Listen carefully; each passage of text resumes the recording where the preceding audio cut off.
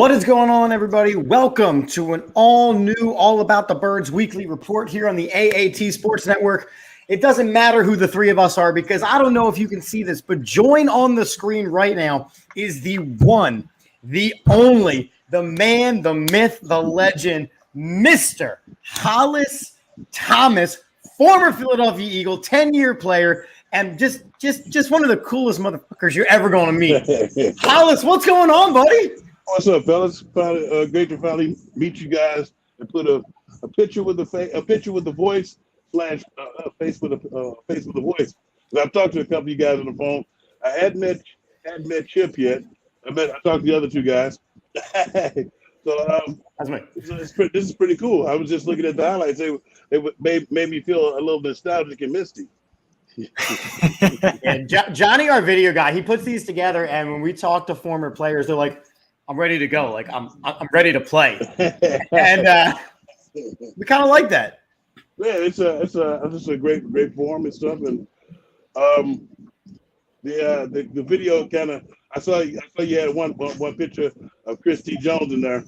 That was one of my favorite people. One of my favorite people when I first got it. He had a short career, but he just was like he kind of had that attitude of what you expect a receiver to have. A lot of people don't know that. I don't know if you guys are old enough to remember Chris T. Jones. He came in with Bobby Taylor. Bobby Taylor draft. Out of the University of Miami. Yeah, he wore number 82. But he was with Urban Fryer. Urban Fryer's first year coming there, and he was just like when you saw him the nastiness that he had as a receiver, it just don't come across that much. Yeah, we mentioned that with our Irving Fryer episode of opening the vault. We mentioned Chris T. Jones, him and Chris T. Jones. Irv is my buddy. I did some coaching stuff before he had a bit of a legal issue, but that's my guy. Amazingly, we decided to not bring that up on that episode. It was funny that we did that. He said everything was open. But He's an awesome guy. It was so nice, so courteous. We absolutely enjoyed having time to talk. Well, that's my guy. He said he's one of the nicest, most honest guys that I've been around, and I said we still friends to this day. I was just with him on his wife's birthday not too long ago, and it was just like one of those things where when he asked to come on when I was doing this other show, they wanted to know what was off limits, and he was like, everything's on limits. You're not just bringing me on there because he's like, I'm not. The thing is that sometimes guys get to that thing where they feel like they're still relevant. It's like, yeah, we want to know what you're doing, and if you've done some fucked up shit, we mainly want to know about that. And then we'll praise you about how we remember you. And he's one of the great guys that did that for us. So I coached at Robbinsville with the Robbinsville Ravens football. And then that's when he got into trouble. So, yeah, he was one of my favorite receivers as well. Mine too. I loved watching Irving Fryer play. And Hollis, you said, I don't know if you guys are old enough to remember that. I may not look it. I'm actually the old head here. I'm almost 40. I do remember, like the mid to late 90s when the team wasn't that great. So I remember guys like you coming in. And I do have one question for you. The training camps that Andy Reid ran were notoriously difficult. Do you ever look at what Nick Sirianni's doing and what's going on in the league now and just think, man, I wish it was like that when I was playing? These short I know Nick would rather have it to be like a little bit like the old days that you get some hitting in. But the roughest training camp, Andy's training camps were notoriously hard, but it wasn't the hardest. The hardest ones I went through were when I first went to the New Orleans Saints. Sean Payton, a lot of people think that Sean Payton is a disciple. He comes from the Ray Rhodes coaching tree. A lot of people don't realize how Ray Rhodes, there's a lot of coaches that came from under Ray Rhodes. Like Sean Payton was the quarterbacks coach here, and Harbaugh was actually here before Andy Reid got here, and he made sure that they hired him afterwards. But he ran. We did 2 practices twice a day. 2.5 hours full gear up until the first preseason game, not just the first 3 days. So I love the practice here in training camp, mainly because you got a chance. You got a chance to interact with the fans, and they were there, and he gave you something to do. It turned into that rigmarole of hitting the same person every day, all day. You had a cheering section, so you didn't want the guy in front of you to get any undue cheers. So basically, you went out there, you performed, and the people let you know when you didn't, and it was actually a great time. And I didn't realize until after I was playing how some people actually scheduled their vacations around going up to Lehigh and kicking it with us. Yep. And then I started feeling real old when I see guys like Mike. And he's like, I grew up watching you. I was like, oh shit. And then I go, but one guy is one guy. He's actually my trainer now. He showed me a ball when I first started playing. I was signing my whole damn name. And if you guys remember when we first got up to Lehigh, it was a long line of people before they start. It was like, so you as a rookie, it was like you had to sign every one of them. So signing Hollis Thomas is 90+ degree heat of the entire name, and then your number, and then somebody will, can you personalize it? Hell no. But and signing every autograph, and then trying to get to lunch, and then having a meeting in between practice, it got pretty monotonous. So I was like, I have to come up with a quick way to sign a lot of autographs, and that's what the autograph you see now. That's when I came up with that, because signing your full name is having that it's tedious. It's like you enjoy the attention. I was like, but sometimes it's like, oh God, man. But I think but I think the one thing that I was talking about training camp, because I was on 4th of July. We talk about training camp, and the one thing that I think that the people are missing, and the players as well, is the fans being there like they were every day. Yeah. It was like you knew certain people were going to be there. People that had signs and stuff. You realize the year we brought T.O. there were 15,000 fans there each day. Yeah. Yep. Mm-hmm. I remember. The rudest of awakening was my first year in New Orleans, and there was about 100 people that waiting to watch it. That's a slight difference. I was like, but it was eventually it turned a little better. But with the fresh air fund in which they got going today, me and Barry Brooks and even Mike Quick was somebody we could have lasted another 10 years. Oh yeah, the training camp takes its toll on your body, though. Oh yeah, no doubt. Sure. Well, and especially coming out like you did as an undrafted rookie. I mean, you really had to just from Jump Street do everything that you had to do to prove it, and then you became an integral part of the defense. And did you ever actually? Because we're talking about training camp, was there ever a point where, as training camps and you participated more and more in them, where you were kind of like, you know what, I know I'm on this team, maybe I could take this one a little bit off? At what point were you like, I don't need to push myself as hard because I know during the season I'm going to push myself? Yeah, no point, because as an undrafted free agent, it's like, well, the one thing that I learned, especially within my first year of actually making the team, they can still cut your ass. They bring it. If anybody don't know, every Monday that you have off, there are people coming to work out, and if they're coming out to work out for your position, and they look pretty good, because it's like, that's why the thing with everybody playing those preseason games, we play those preseason games, all the teams are looking at you, so you better be on your P's and Q's, because just think, I may have made the team here, but it may be somebody that they covered on another team that they covered more than me. Mm-hmm. So if I'm not doing what I'm supposed to do at all times, it's like what have you done for me lately? And I used to people. My brother teases me a little bit sometimes, because even when I was I still watch college football. Like when I played, I watched college football mainly to see who was coming out to try to take my job. See what it's like. So, and when they bring the other guys in there, that's their new toy. They want their new toy to do well. So I just make sure that their old toy still has some newness to it. So no, and I think one of my favorite things before we get to our announcement, one thing I want to bring up, one of my favorite plays that you had, and I think it was a little bit special. The game was 2004 NFC Championship game against Michael Vick. The nice big hit right up the middle, him coming up and you laying him out. But that game, because the previous years, mistaken, you were hurt in those other the previous three. Yeah. So this game was kind of like, and I feel like you were a integral part of the team that was missed. If you look at those games, in my opinion, especially 2003, not having Trot, not having you, not having Emmons, I believe, not having Westbrook, or Derek Burgess. Yeah. It was those first three had two missing parts. It was myself and Derek Burgess. We didn't get to play in any of them until the last one, and the last one. I don't know if you remember that year leading up to that.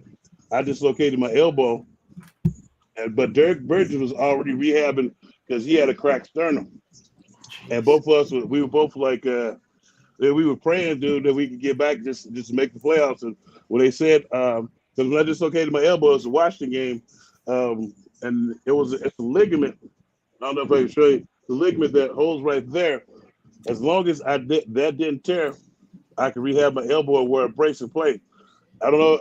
I went over to the NovaCare to get the open MRI because I'm claustrophobic. Those things aren't made for the big man. So I was in the open MRI. I was just praying that it wasn't tore, and it wasn't. And they was like, "Good news, it's not tore." I was like, "Great." So it was like that. I felt like we were destined to at least make it that year. And I know what's on everybody's mind is a lot of people call the boy the GOAT. I think he's just a very good quarterback. They cheated. They had 2 cheating scandals attached to his name. You can't be the GOAT with 2 cheating scandals attached to your name. One of them directly equated to you deflating the ball so you can get a better grip, so you can have less turnovers. The other was a myriad of things that they did, and they probably still try to do because they just recently got caught 2 years ago doing the same thing to the Cincinnati Bengals, who were 2-14 at the time. So they must have knew the Cincinnati Bengals was going to be good at some point. When you have those type of scandals, you're not the best. You got busted cheating, and they did nothing. You see them trying to do the things now. Now you see them trying to act hard now on people like this stuff that just happened with the Dolphins. It's like you see them trying to come down hard on everybody now because you fucked up. You fucked up with the one that truly mattered. That was the integrity of the game. A lot of people were saying that it didn't mean nothing. If it didn't mean nothing, why did you do it? If it didn't mean nothing, why is there a microphone in defensive players' helmets now? If it didn't mean anything. So and when the other part was the investigation they did and the lengths that they went through, the stealing of game day playbooks, the recording of walkthroughs. Man, come on. You can say a lot of people can say you crying over spilled milk. It means you never played the game and you don't know what it takes to get prepared to play a game. And to have somebody doing that to you. So well said. But I appreciate it.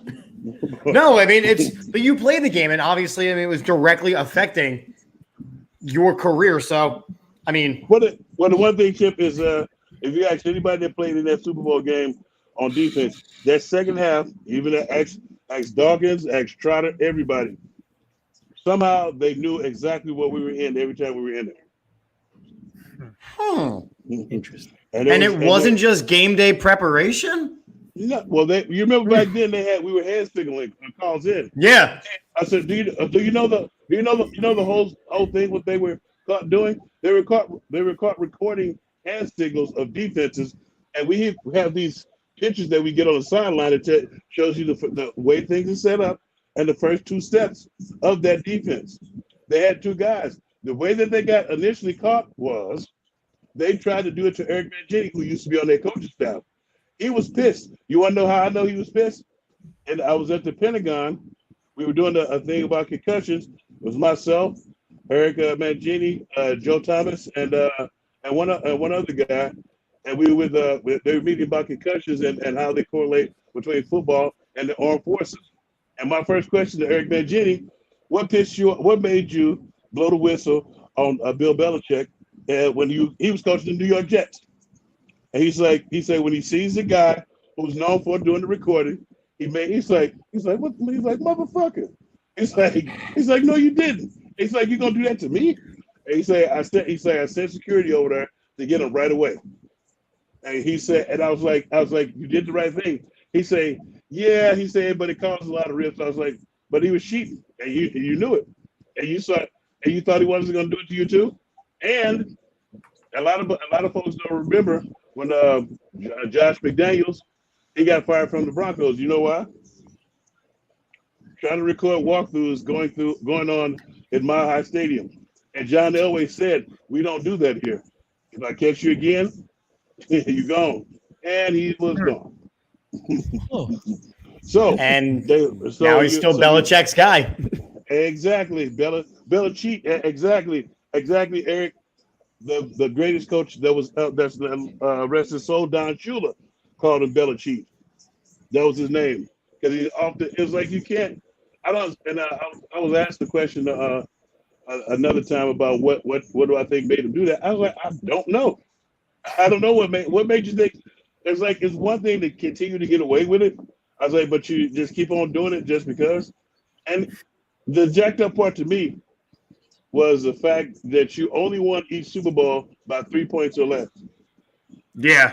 And we keep calling somebody the GOAT, but it was their defense that had them in every game. That is true. And it wasn't because he was a defensive mastermind. No, it wasn't. But then you go through the Deflategate stuff. And then, do you guys remember how Deflategate got busted? Didn't they send the ball to the wrong sideline? No. They were kicking the crap out of the Indianapolis Colts. The Indianapolis Colts that year, the score was 45-0. Indianapolis Colts that year had DeQuell Jackson, who was in football purgatory with the Cleveland Browns, and it was his first playoff game ever. He gets the interception. When you get an interception or a fumble recovery as a player, you don't give a damn who ball is. It's yours now. He took it over there to his sideline, and they were like, "Wait a minute, what's up? Well, what's up with this?" And so they checked it out, and then the other part that when he tried to take it to court and talking about he destroys phones all the time and called the one dude a deflator because he lost a lot of weight. It was a kick. Ain't that a kick in the head? But that's why I have a little respect for what's the boy, Tom Brady. But he can't be the GOAT. He can't be the GOAT. And I think that's fair. I mean, you played against the guy. I think that's fair that you have the right to feel those ways because again, it directly affected your career. Yeah. But it's also too. I wasn't the only one he affected. You got to remember that was the first Super Bowl they won. They beat the Rams. Then they beat the Carolina Panthers. Oh, Jake Delhomme. Who know where Jake Delhomme would have been? Yeah. He would have been a Super Bowl winner. Yeah, but they beat us. They beat us as well. Because we were clobbering them for that first half. We were destroying them. And then we still almost won, and we had 5 turnovers. Yeah. Somebody threw up. Oh, Hollis, it's funny because I rewatched that game recently, and one of the things that they said, they showed a lot of the talk before the game started, and they're showing warm-ups and everything like that. And I think people forget McNabb was obviously in the league before Tom Brady, but they're talking about going into the matchup. They're like, Tom Brady one day, he's hoping he could be the next Donovan McNabb. So I think a lot of people forget how elite Donovan McNabb was for a long time. Yep. And I didn't forget how, Mike. I didn't forget how elite he was. Oh no, we didn't. A lot of other people did. Oh yeah. Well, I started getting pissed at Donovan when he started listening to the powers that be about being a pure passer. I was like, the thing that made us fall in love as a defense with him was his ability to keep the chains moving. When you have a good defense, even just a good defense that can keep you in the game, the longer you make those drives go, the better that defense will get, the more confidence we'll get, and then we'll start blasting the other team and give you turnovers and give you short fields. When you go 3 and out, put it this way, that we lost to the Green Bay Packers 6-3 with Brett Favre. Yep. Yeah. And it was like one of the times where I felt like he had just started listening to people instead of trying to be a pure passer. It's like, dude, come on, man. But So is that the advice you give to Jalen Hurts? Is to move the chains, keep it going, don't just try to be pass, even though you have weapons. I mean, I think Jalen Hurts, he's going to find a quality balance. I think that's like a lot of people are down on him. And this is what I say to the people who are naysayers of Jalen Hurts. That means you're not an Eagles fan. All that negative. We don't need all that negative stuff. Santa Slade does not move without the non-believers trying to ride it as well. Either you with us or against us. I don't need you half-assing in here. If you with us or against us. So it's like, yeah. And if you look at it this way, if you don't get the job done, then he's not costing us anything. It's like everybody else that you're talking about bringing here, suck ass. And he's been in what he's doing. And the advice I would give to him is just do what it takes to win. And that's all you want your leader to do. Do what it takes to win. If it means passing. If it means running and do you know how good a guy who can run, it puts an opposing defense on notice. It puts them on notice that if you can cover them up if you want to, I'll pull it down. I'll keep these chains moving. I'll turn around and hand the ball off here and there. But then we're going to catch you because you're going to have to stop the run. That's the one thing that I think a lot of people think nowadays with the when I say run the ball. When I say run the ball, I don't mean run it all the damn time. You put the defense on notice that you're not going to just be out there defending no damn pass. All we have to do is defend the pass, your ass is grass. You give the biggest lead you want, but if you can't run the ball, guess what happens on an incomplete pass? Clock stops. Exactly. Yeah. So I love being able to put the defense on notice and run the ball down their throat and then hitting them with a little play action fake and hitting them deep, or coming out having to think I'm gonna run and hit it with a play action fake and go deep, or just come out and pass just because I want to. Right. And then when we up by 7, possibly 10, just being able to turn around and mash, and then have your horses tired, and then I'll hit you downfield with something. But to just think that you're going to come out and dink and dunk, sooner or later the ball is going to get tipped. It's going to be an interception. Yep. Or you're just going to drop some passes here and there, and it gives the other team hope. I'm not here for hope. I'm not shaking their hands at the end of the game either. And I ain't trading no damn jersey. I like that. You're not a jersey trader, Hollis? Hell no. No. I wish I would.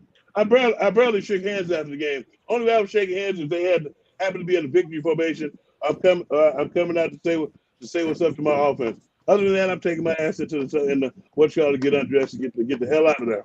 See, Hollis, that surprised me because every time the camera would pan to you on the sideline, you always had the biggest smile on your face. That's because either we were winning, I'm having a good time kicking somebody's ass. But that's what my guys. I'm not going to the opposing team. Fuck them. I'm here to ruin their day. Well, listen, better than ruining the opposing team's day. I love you saying that because I can't wait to. So over this month, we're going to be hanging out with you a little bit in person, and I want to talk about these 2 events that we're going to be doing with you. So yes. I'm gonna put them on the screen, and I want you to talk about them a little bit for the people in case they didn't know. So the first one is on August 21st. What are we doing on August 21st? On August 24th, we're going to be at the Sport and Social in Allentown, PA, 645 Hamilton Street. At 4 p.m. is going to be a post-game show. It'll be more of us shooting the shit and having the ball last time. I think Vincent's going to show up with us. Did he talk to you, Johnny? Vincent talked to you. He said he's going to come down there with me. We're going to have a pretty good time. Yeah, it's going to be fun. It's going to be enjoyable. And that's going to be awesome because it's after it's a preseason game. It's a preseason game, but it's going to be fun. It's against the Browns, but it'll give us some substance though. For sure. It'll get us something to talk about. Right now, all the things we're talking about, we're speculating. We're watching practice. Everybody's talking about, Jalen had a horrible practice. Oh, he had a great practice. It's practice. Nobody in practice is trying to hurt you. There's no harm, hurt, or danger. It's that I just look for you to look good and get into shape. My key thing is my key check marks is it come from the game. So Yeah. it does.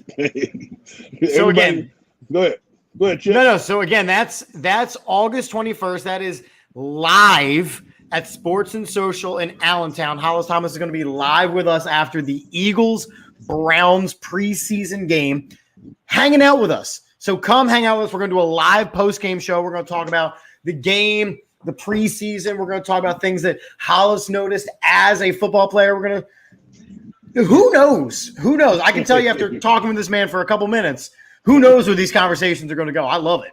It's going to be great. It's if people are familiar with that area where the PPL Center, where the Lehigh Valley Phantoms play, it's across the street from there, the old Hamilton. It's now Sports and Social. So get there early. We are expecting it to be pretty busy. Probably a packed house on a Sunday afternoon. So the way football Sundays are made. Exactly. Absolutely. Good food, good people, good chatter. And that's what we're all about. Yeah. And then speaking of football Sundays. Yes. Speaking of football Sundays, this show is so good. You know we got to take it on the road. But who are we going to see? I don't know, Hollis. Who are we going to go see? We're going to take a little road trip down to see Carson Wentz play against the Commanders. We're taking a bus trip on September the 25th with Philly Sports Trips and actually the 97.5 The Fanatics. Everybody's going to be down. We're trying to get 1,000 people, folks, to go to Fedex Field and say hi to Carson. We're going down there to see if he has learned his lesson about the AO1 stuff and being he's going to be a Commander. So hopefully we can welcome him back to the NFC East. But there's also, we're trying to get enough people to get a bus to leave from Allentown with you guys, and we're all going to merge. We're going to form like Voltron down on Fedex Field. But hopefully, as we form Voltron, they put a little bit more cement and glue there, because last time we were down there in the lower level, things started to come apart. Not only on their field for them. You saw that, didn't you? That field, considering it's FedEx Field, that field did not deliver a good time. No, I mean we beat the hell out of them, but Not only that, I was like, when I played on it, the turf was less than stellar too. It was like you was always kicking sand around. Yeah, well, Carson Wentz's ACL may not feel very well. Yeah, it's an ACL. The weirdest thing though is, like, I think when Carson was here, had he handled things a little bit differently, I think he would still be here. Sometimes you have to not only you have to humble yourself, and especially being the number 2 overall pick, you still think your shit don't stink. You lead the league in picks, and you talk about you're not going to change the way you play. And we actually, I don't know if you guys follow me on Twitter. Me and some of my former Birds were talking about it when he first made the comment. I was like, sounds like somebody who's not afraid to be benched and has never been benched before, because it's a humbling experience. Because when you're not getting the job done, which he wasn't, you need to sit your ass down. And then the point where he got rid of Nick Foles, and where he got rid of Doug Peterson, he got rid of everybody, but then he wanted to leave. Like, but then you go somewhere where you want to go, and you get there, and you're stinking up the joint. And it's not, and it was actually, I heard it was before even he got on the field, because this is one. I'll let you guys in on this one. I'm sorry for taking up so much of your time. No, that's fine. You're always welcome, Hollis. The with the AO1 stuff, it's like you expect everybody else to be at your stuff, but you don't reciprocate the thing. And I think that's what happened. When you're a leader, you show the people that you're leading that you give a damn. That you give a damn about them. It's not all about you. And every time I saw him in the interview, he always had that AO1 shit on. He never had the bird stuff on. And it was just all about Carson. It's like, I'm not going to change the way I play. Why the hell not? We get our ass kicked away that way. And then it's man, but you can't lead like that. You cannot lead like that. So come to the game. Anyone listening and everything, come to the game. Got a great bus trip. We're going to probably have a giveaway, our bus giveaway. So we have a giveaway on our bus. Got a lot of fun things planned. So if anyone wants to, I know in our Instagram bio we have the link. We can post the link. The link actually is in the show bio as well. So make sure on YouTube, if you're looking at the bio, it should be in there. So you click on that, order your tickets through that up to the end of August. So still have a little bit of time here, but join us. We're trying to make it the Washington takeover. So Yes. I want to take it over. I don't want there to be a seat available for a Commander fan. Yeah, it's just Philly. It's you can go to phillysporttrips.com to get everything. There's gonna be tremendous food, drinks, and the whole shebang. We're gonna have a baller ass time. I gotta ask before we let you go. Okay. What do you think of the name Commanders? I was talking to somebody else about this, and somebody has already called them commies, and I was like, come on. I was like, and then I talked to an older guy. He said he feels sorry for the cheerleaders. I was like, wow. He's like, have you ever just thought about when the cheerleaders try to spell out the mascot name? He's like, give me a C, give me an O, give me an M, give me another M. What? Wait a minute, what were we spelling again? Have you ever seen the replacements? Yes. Where the cheerleaders are spelling. Were they not Lady of the Nights though? They were strippers. They were strippers. Exotic dancers. Oh, that's right. There's no sex in the champagne room. So I've heard. Jesus. So again, 2 opportunities with All About the Birds to see my man Hollis. You can see us at Sports and Social on August 21st, or you can buy your tickets on the bus, and we are going to go just absolutely terrorize Carson Wentz in Washington. We're going to make them wish they had no name and we're the football team again. But we're going to put a question mark afterward. Football team? And we're going to slap them down. We're going to break their stadium apart. You teach me to football? It would take much to break that stadium. It would not take much, no. Yes. And join us on August the 21st at the Sports and Social in Allentown, across from the what? Or PPL Center. Yeah, on PPL Center. Or both, Gator. The Gator says join both. Gator says both.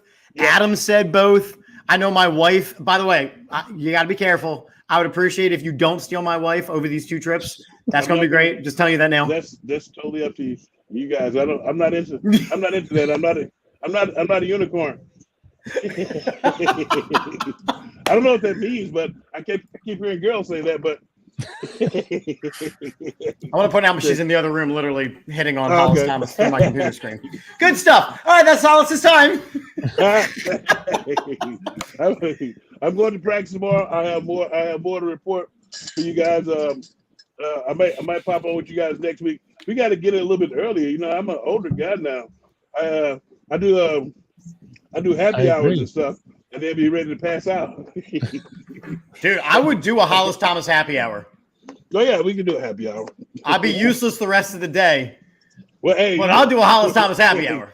We got to get you. You guys have a liquor sponsor? I don't think we do. We used to. Well, we were going to have one, and then they just ghosted us. So they did. I think we need a liquor sponsor. Yeah, we got to get us a liquor sponsor so we can have a happy hour. Get tanked and doing a happy hour. Get tanked. Get tanked. Oh, I had a podcast. It was Get Tanked Happy Hour. It's I still got the copyrights. So we can have the segment, the Get Tanked segment. Yes. Yes. I like that. So, Hollis, we appreciate you spending some time with us tonight. Go get some rest. Let us know what happens in practice. And go Birds. Go Birds. I'll check you guys out next week. My man. Now we are not going anywhere. We got some things to talk about. But my God, do I love that man. Yeah, it's great stuff. I love listening to brings up stories, starts going, and just goes. And I love that. Just listen. You just gotta listen. That's all. So we learned that he hates Tom Brady. I can't. It's understandable. I can't argue with the guy. A guy that played in Super Bowl 39 hating Tom Brady. I can't argue with him. I get it 100%. Yeah. There's a lot to that, and it sucks, especially when you watch, like Mike said, you watch that replay, and if it wasn't for the turnovers, now if they never watched the Eagles film, Eagles would have scored a lot more points. But it's an unfortunate thing. But it's, you know what Hollis said was right though. Yeah. That was definitely a tale of two halves. Like I remember watching it, and it's just I'm like, why is you can't tell me that the Patriots are that good at adjusting at halftime. Yeah. You know They're what I mean? not. Like, it was just like, they just knew everywhere. But still, even then, the defense was so good that even after they adjusted, it was Right. still like 4, 5, 6 yards. It took that team making mistakes. It took that Eagles team making mistakes, even with the Patriots knowing what was up. It took that Eagles team making mistakes for us to lose that game. I have a Super Bowl 39 banner right back there. I say it. I can see the logo on the bottom there. I have an All About the Birds helmet. What are we doing here? I love that. I like the. Did I visor mention too. we have an All About the Birds helmet? It'd probably be better if you put it on so people don't gotta look at your ugly face. Well, I don't know. I don't know what size this is. Hold on. Oh, Yeah, I it's an hope extra. it's It's an extra medium, guys. That's not going on. I think you I'm just gonna have a big head. I do. It's full of knowledge And his Yeah, ego. and my ego. Yep. So Yeah, Johnny, by the way, is saying if you happen to have the 2004 video yearbook DVD, Hollis mic'd up at almost half the time, and it's hysterical. He's funny. oh yeah. I remember him. It was on the bench. You have him. You have Hugh Douglas, Corey Simon, Who was also hysterical. Yeah, Hugh Douglas is awesome. But you know, it's fun talking with Hollis. You're gonna be able to have two different times to be in his presence, so that's gonna be awesome. Really looking forward to it. So I might have to rearrange my plans to go on that bus trip. You may have to. I mean, but here's the problem. I'm going to be in New York Saturday into Sunday. So I'm going to have to drive home super early to get on a bus to drive to Virginia. I might just have to do it. You don't have to drive the bus. You just go to sleep. Right. But you see what I'm saying? It's a lot of traveling. I might just have to see and do it. I don't see what you're saying. Listen, I have to drive an hour to get on this bus. I am not local to Reading and Allentown, but I am committing. I am committing to this. What? I can always bring you tissue so you can cry. It's okay. That's true. I would appreciate that. Thank you so much. We'll finish we won't talk too much. But of course, training camp is underway, full swing. They're in pads. I know it's not like the old days, but there is, a few things coming out there. But what I like to see is I like seeing the individual. I like seeing the players, put the pads on, doing different, the drills and everything. You don't get to see them 11 on 11, everything like that. It's not Lehigh anymore, which it sucks that you don't get to see that. There's only a select number of people that get to see that. But it's just, for me, I just think I'm gonna do that. Yeah, you could do that. It's my anniversary weekend and I'm spending it with you chuckleheads and my wife. Unless you oversleep and miss the bus. Where's the pickup at, out of curiosity? It is in Allentown, PA, right in the parking lot of basically it's St. Luke's parking lot, but basically my work as well. So oh, that's not. And I did okay with the owner and everything, so everything is okay for us to use those spaces. So I did. Oh, that's actually really close to my house too. So there you go. Perfect. Can you give me a ride home? I'll just have my wife drop me off and then she can go home. Sure. Thanks, buddy. So my one thing, Johnny Higgins bringing this up, talking about Lehigh. I loved Lehigh. Yeah. Since we're talking training camp, it sucks that they're not doing it. I understand the logistics on why they don't do it, but you do see other teams, Pittsburgh Steelers do it. I believe Buffalo Bills, I think they do it as well. There's a number of teams that still travel. The Packers, I think, right? Packers. But I know Lehigh, the logistics aspects weren't the greatest, and they're more cushier at the NovaCare. The facilities are better. I understand that. But again, if you want team building and team bonding, like Hollis said too, you have all these people cheering for you, watching you go up against this guy one-on-one all the time. I just think the fan aspect needs to be looked at a little bit in this. And they're not practicing that much. So it can't be you have to look at the health of the players and everything because they're taking those steps. They're taking those precautions. But I feel the fans should be, having one practice in the stadium. Ooh, look at this. We have one practice. And they use it as a money-making ploy. Yeah. I don't mind. I don't really care. They they charge out the ass for preseason games, so $10 isn't True. for charity. That's fine. But Yeah, I have a problem with how much they charge for preseason games, by the way. So do I. yeah, that's another issue. For what you're getting. Like, so No, here, I come agree to with a really expensive preseason game. Here's Reed Sinet for your entertainment. Listen, Thanks, that's like going to a JV football game and getting charged 3 times what you would get charged for a regular football game. It's I'd rather just go to a not worth JV it. game. The stadium's right across my street. I just walk over there and then just walk home. Well, yeah, that's Logistically, the other thing is the drive as well, and that's why this bus trip is also really cool too, because there's a lot of fans in the even the Reading area, the Berks, the Northampton County, the Lehigh Valley. There's a lot of Eagles fans that they don't have to drive down to Philly, South Jersey to take this bus down. Now, they can get it somewhere that's closer. But even what Adam's saying here, training camp used to be at Westchester before it was at Lehigh. And it's I remember hearing about that. Yeah. It's more close knit with the fan base, I feel. And 2004 was crazy. I remember 2004, my mom would drop me off. I would go in the masses, and it would be literally like you're at a preseason game because of the amount of people. There were so many people there. It was so loud. T.O. making great deep catches over the corners and the eruptions you'd hear. It was a scene like no other, and it's just, I miss that. When they moved away from Lehigh, again, I understood some of the reasoning. I do. But at the same time, it took it away from I want to say the common man, the non-athlete, the people who, like Johnny's saying here, I got a Randall Cunningham autograph at Lehigh. You heard Hollis say, he, as a rookie, he was required to walk the whole gambit and he had to change his autograph. It became like you fell in love with these players outside of football because you had these conversations. And I don't feel the same way about this crop of them unless you're going to these events and you're going to these signings and those are great.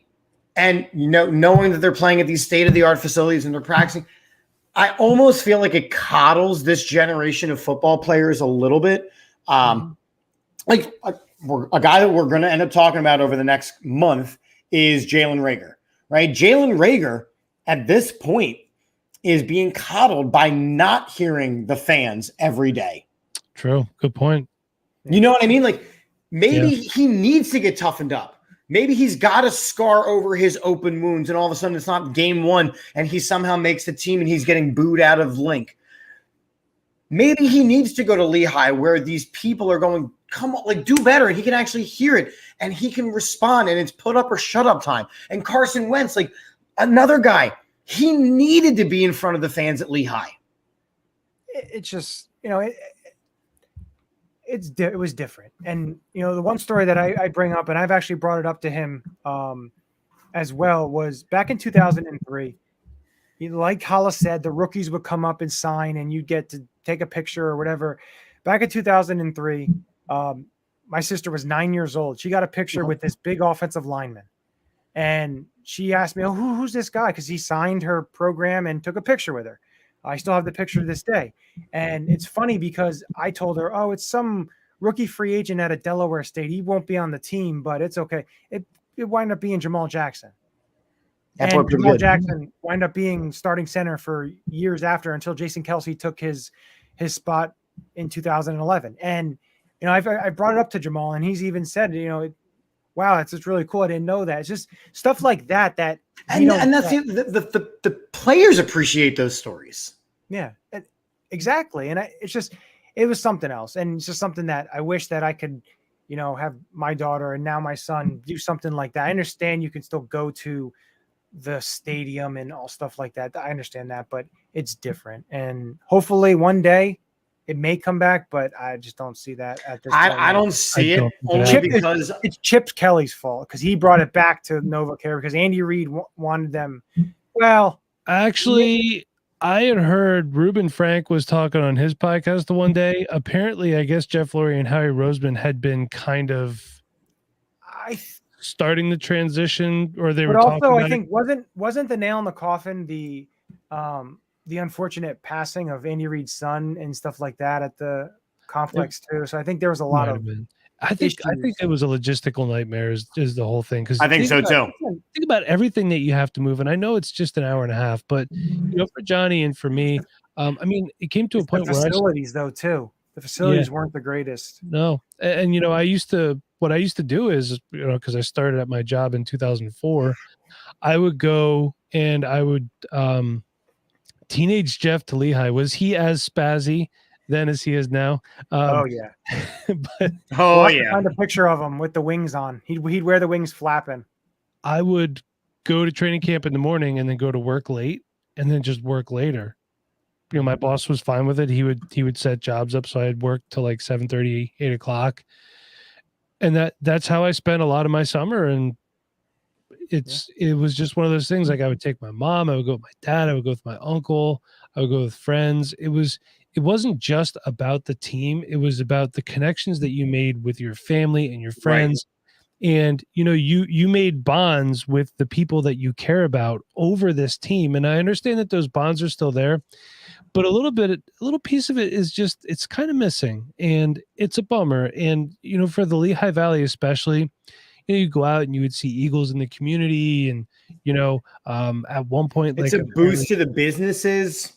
Corral Buckhalter was in the shop that I worked at one point in time. Unfortunately, it was before I worked there. So it's stuff like that. Like, and I feel like we're just kind of missing out on it. And I feel like maybe it humbled the players a little bit too. Yeah. And that's my Jalen Reagor point. I mean, it's been a couple of weeks since I've been on, but there was a story that I told on my Monday night show, Chip and Drip, where my partner, JD, he moved to South Carolina and he's a college or a high school basketball coach there. And one of his players plays AAU ball with Jay Jaw's brother or cousin or somebody. Okay. And it came up in conversation that, JD does this show and they showed Jay Jaw a clip of me and JD ragging on Jay Jaw. So he calls JD. It's like, oh, I don't like that you're ragging on me. Da-da-da. If these guys are still at Lehigh, that doesn't happen because he hears it. Yeah.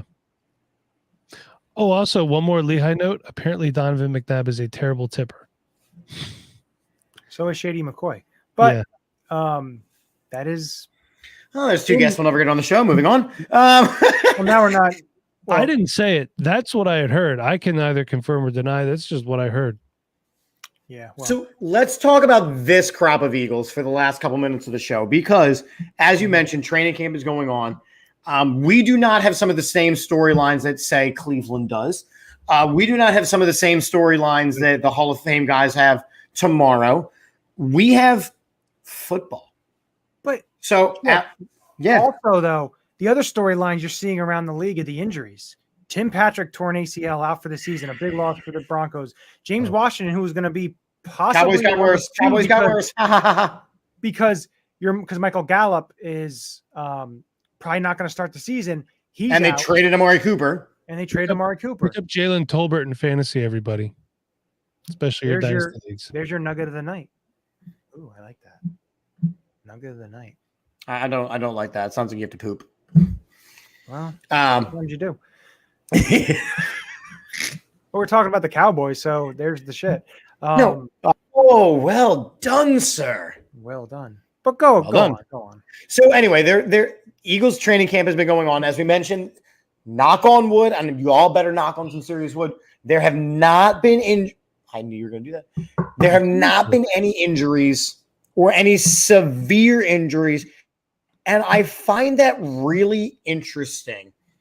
And we talked about this a little bit, where Nick Sirianni clearly runs practice differently than Doug Peterson ever did, because these guys are coming in prepared. But I do want to ask you, is it because of the bubble helmets?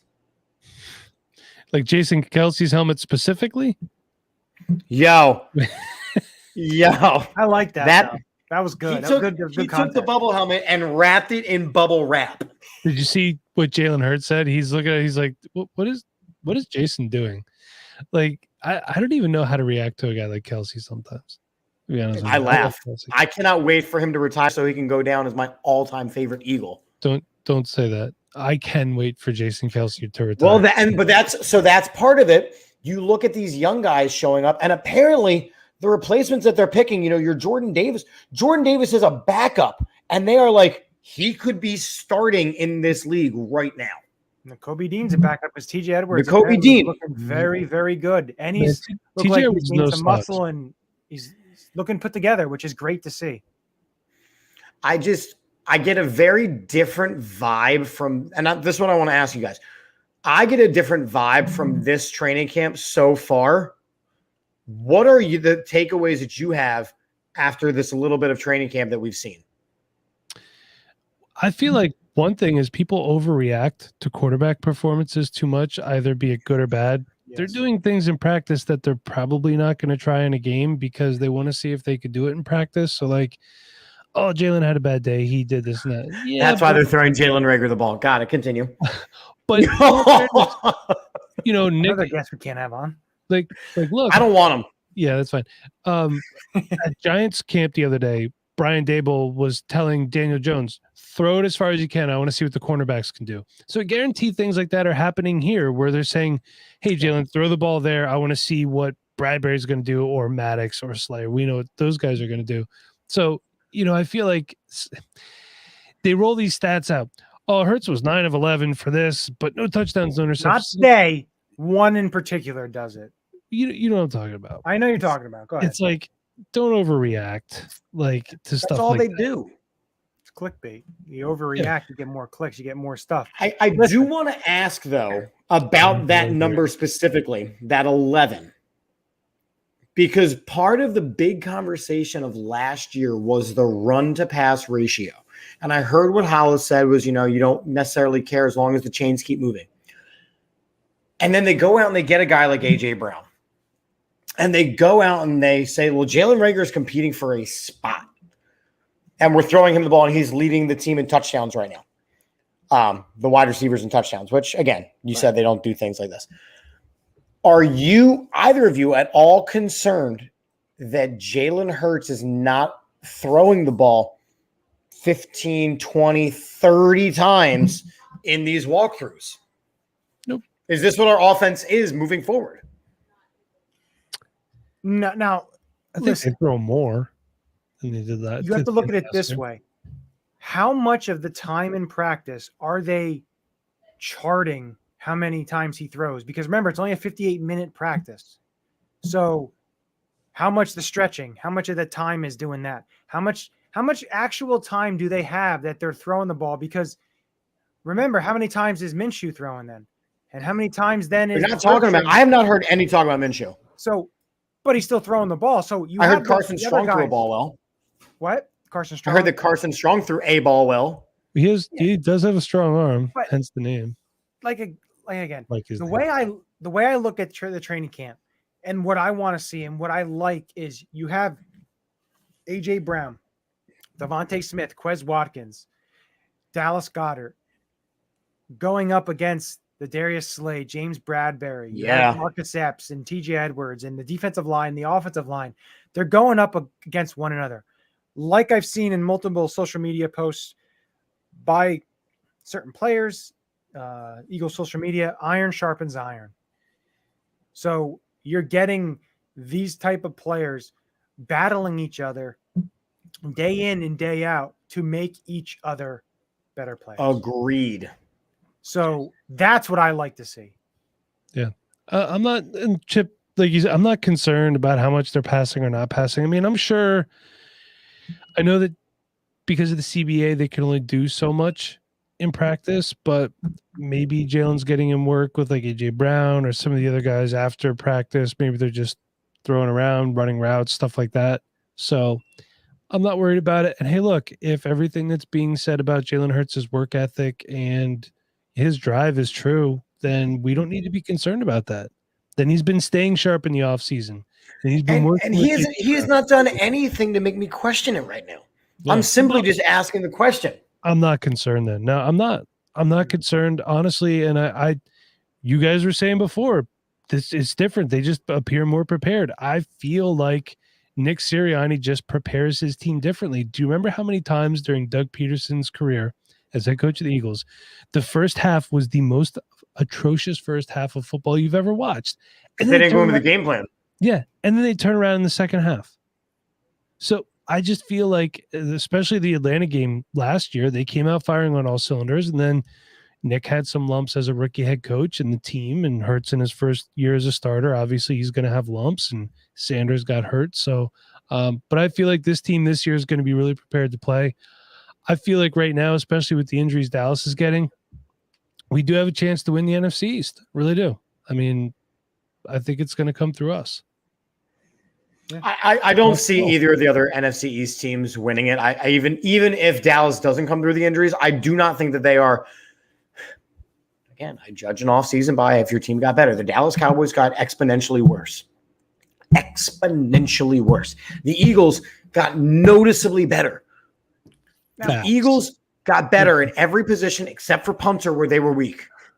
See, and that's the key thing when you're looking at division, and even when you're looking at the conference, because you look at the other teams in the conference. Aaron Rodgers is still there. I understand that, but Packers got worse. He lost Devontae Adams. He lost one of his safety blankets, and you have Tom Brady lost his starting center. That's the minute that the 49ers trade Jimmy Garoppolo, they're going to get noticeably worse. I know he's not really practicing with the team right now, but they're already noticeably worse. The Bears, worse. I mean, these are not teams that I'm necessarily worried about. I didn't think the Bears could get worse, but yeah. When did we? When Justin Fields fully takes over. All right, you could sit this one out. We're not talking about them. I would think the Lions have a better option than the Bears. I think Bears are going to be. I agree. And we're going to find out when they start Hard Knocks in a couple weeks, because I will be watching that and watching the Lions. I won't. I don't have HBO because I'm cheap. All right. Do you have AT&T? I do not. Oh, well, then sucks to suck. But I'll be watching Hard Knocks because Craig Reynolds from Kutztown is on the Lions. Thank you for that tidbit of information, and it's gone. No, I knew a player and a college, and you're going to throw shade at me right now, sir? Yeah, what the hell, man? Whoa! Come on. Because he researched that. I could throw him a name and tell him, and he won't know. I went to college with him. Okay, well, then you should know. That's how he knows. That's how I know. That's how he knows, exactly. Don't worry.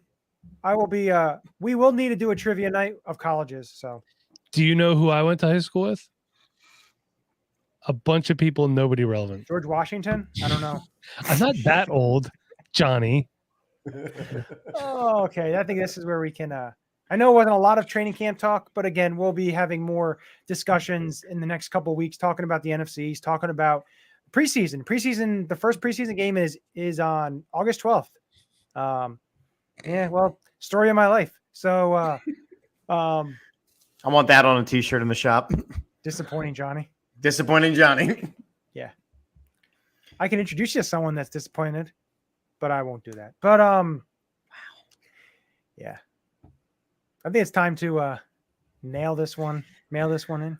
Yeah. So anyway, we dropped a couple of big pieces of information. First off, huge thank you to everybody who commented in. We didn't want to bombard Hollis with all the comments, so that's why some of your comments did not appear up. But we do appreciate them. We do see them. Make sure you're liking, subscribing, sharing, clicking that, hey, we're live button so that you know when, hey, we're live. I do believe that's a notification of some kind. Yes, it is a notification. Hit the bell. Hit the bell. Ding. Two big pieces of information if you were living under a rock. On August 21st at Sports and Social across from the PPL Center in Allentown, Pennsylvania, Hollis Thomas will be joining us live. You can come watch the Eagles play the Browns.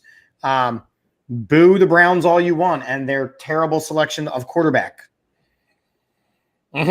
And we'll talk about what this team looks like in a couple of weeks with Hollis Thomas. So that is August 21st at 4 o'clock. We'll be doing a live post-game show at Sports and Social in Allentown.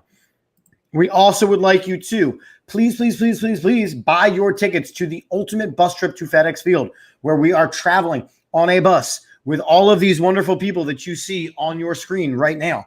97.5 The Fanatic, Philly Sports Trips, a whole bunch of amazing podcasts and us. I'm including us in that amazing podcast, though, by the way.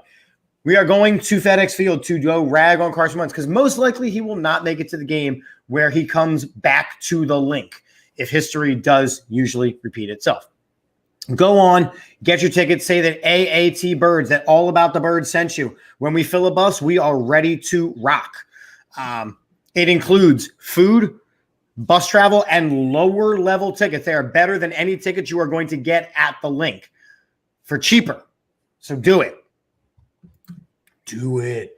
All of our great sponsors there in the bios. Johnny, do you want to share some of our amazing sponsors? I can share all the sponsors Lovely. with everybody. So first sponsor we have Statement Games, fun-free twist on fantasy sports. The link is in the bio. AATsportsnetwork.com/shop. A lot of cool gear. Hopefully we see some of the patrons on the bus wearing the shirts, like one that Mike has right now. Especially because it's filling up fast. Thank you. This one is my favorite shirt, by the way. I just love the logo. Although I've worn this one so much, I do need to get a new one soon. So, And you can go to that website that's right on the screen and get yourself a new one. Yes. Also, Vinny Pizza and Restaurant, located off the Iroquois Trail in the Old Town Shopping Center in Allentown. Visit them today. www.vinnyspizzapa.com. Tell them we sent you. Also, Stuff to the Grills, located off the Iroquois Trail as well in the Old Town Shopping Center in Allentown. www.stufftothegrills.com. Like I said, tell them we sent you. Some great food. And,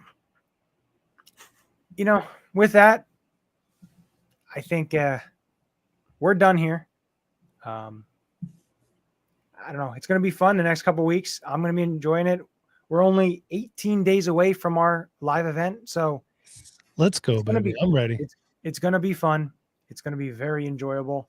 The place is awesome. So I don't know. I just think that a lot of people are going to have fun. It's going to be busy. I think it's going to be very, very busy. It's going to be very busy. If I know they did post as well, if you check their Instagram page, Sports and Social Allentown, they did say if you want to reserve your spot there, you can put a reservation. So if you're worried about being too crowded, not having a space, not having anything, then put a reservation in there just so you have your spot. Reserved. Cool. We're going to do that too. Because we're all going to be there and we're going to take turns at the table. So we're going to have a special AAT table. Yeah. Well, we'll already have our spot, I believe. So we're okay. I just want to point out that I'm really excited to be back on the weekly report. I took a couple weeks off. I took so long off that I'm wearing a Union hat on this show, guys. I started watching soccer in my time off. Make sure you check out our other shows, including Across the Pitch. Yeah. Yes. Across the Pitch, Birds, Beers, and BS with Peanut and Jeff, who will be with us on the 21st. And Party Doll Dave. And Party Doll Dave will not be at the place, y'all. The event. But Party Doll Dave is a part of that show, is what I mean by that. You are right. You know what? He may show up. I don't know. That is to be seen. But no, want to thank Hollis for coming on. Absolute awesome that he was able to give us his time. Liz loved the stories. I love talking with him. Can't wait to meet him in person and be able to hang out with him. That's going to be awesome. It's going to be very, very fun. So definitely looking forward to it. And Faux show. But with that, very happy. That's Mike. Hi. That's Johnny. We're going to end this with a very positive and a very happy Go Birds! Go Birds!